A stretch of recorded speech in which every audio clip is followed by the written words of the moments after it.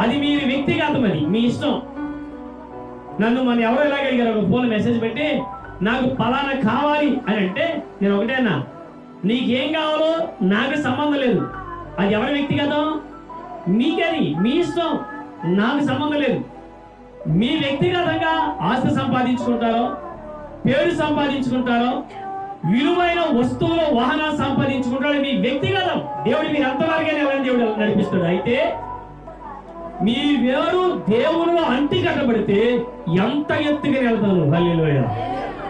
దేవుని నుంచి వేరైన మనుషులము గాలికి తెగిన గాలి పటం వలె ఉంటది జీవితం.